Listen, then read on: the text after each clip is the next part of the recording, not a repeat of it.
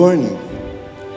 It is both an honor and privilege to stand before you today as your acting provincial director of Batangas.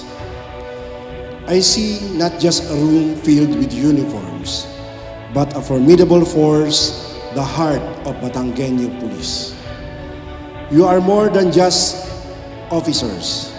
Kayo ang mga barakong pulis, bearing the hallmark na may kisig, kikig at malasakit na kinig.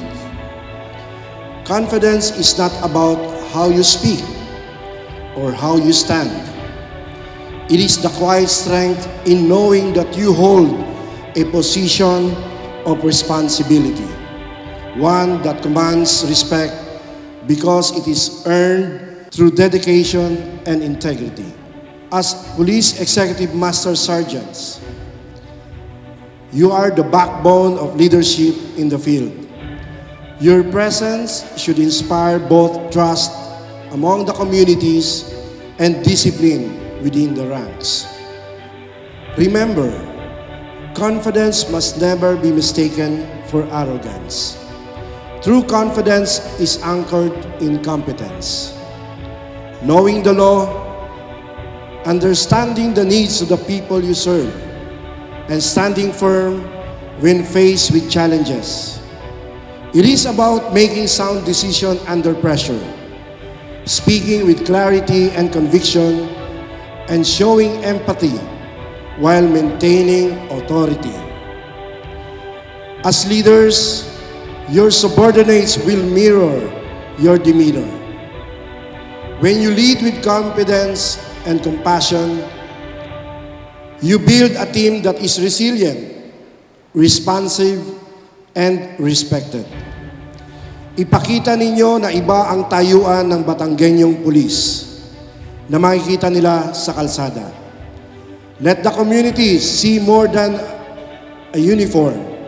Let them see protectors na may kisig na tindig, kikig na disiplina, at may malasakit na kinig sa mga tao.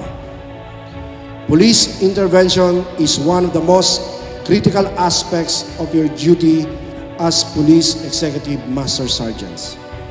You are the cutting edge of the command, especially when guiding your teams through high-risk situations. In such moments, your ability to protect yourselves and your men is paramount. Bilang inyong ama, hangad ko na lagi kayong handa at ligtas habang ginagampanan ninyo ang inyong mga tungkulin. That is why I want all of you to be equipped with the necessary skills to perform with precision in every aspect of your duty, especially in leading arrest and overseeing emergency responses. All of you must be armed not just with weapons, but with proficiency, leadership, and presence of minds. Because at the end of the day, your job is to protect the innocent, guide your teams, and ensure justice prevails. Together, we are not just enforcing the law, we are shaping a community where safety is a shared commitment. Let us continue to stand tall, speak with purpose, and act with unwavering resolve. The badge you wear is a symbol of trust. Honor it by serving with confidence, compassion to the people you serve. Muli, maraming salamat sa inyong patuloy na pagiging tapat sa inyong sinumpaang tungkulin.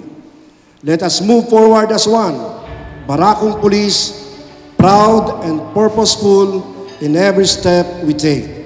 Maraming salamat at mabuhay tayong lahat.